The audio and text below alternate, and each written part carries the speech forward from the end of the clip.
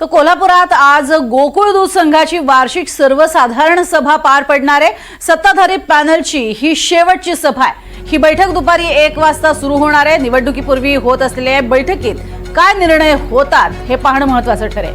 दरवर्षी या सभेमध्ये गोंधळ होतो, त्यामुळे आजही पुन्हा गोंधळ होण्याची शक्यता वर्तवली जाते। अधिक माहिती घेऊयात विशाल पुजारी यांच्याकडनं। विशाल, खरं तर ही सभा दरवेळेला वादळी ठरत असते, काय आज या सभेसंदर्भात अधिक माहिती?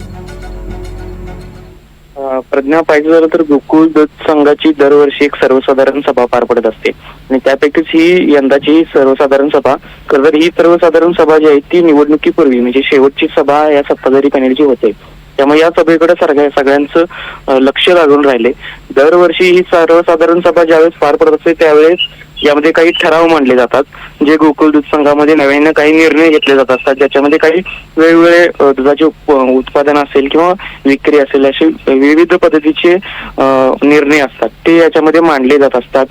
दूध दरवाढी असेल किंवा दूध उत्पादकांना कोणत्या नवीन सोयी सुविधा द्यायच्या असतील तर त्याबाबतचा सुद्धा निर्णय या सगळ्या सभेमध्ये होत असतो।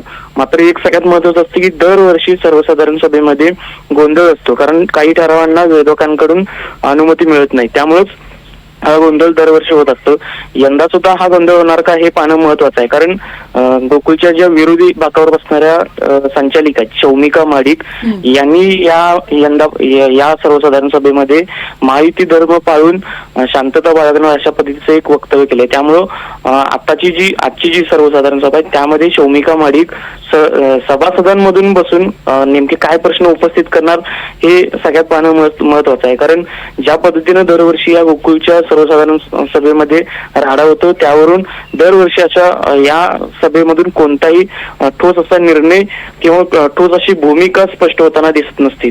तर ती भूमिका आजच्या सर्वसाधारण सभेमधून समोर येणार का हे सुद्धा पाहणं महत्वाचं आहे। मात्र सगळ्यात महत्वाचं म्हणजे या गोकुळच्या सत्ताधारी पॅनेलची ही शेवटची सभा असणार आहे। निवडणुकीनंतर पुन्हा जी सत्ताधारी पॅनेल येईल त्यांची सर्वसाधारण सभा होईल, त्यामुळे ही जी सर्वसाधारण सभा ती या सर्वसाधारण सभेमध्ये आज नेमकं काय होणार हे सगळ्यात महत्वाचं आहे। नक्कीच। तुर्तास धन्यवाद या संपूर्ण सविस्तर माहितीसाठी विशाल।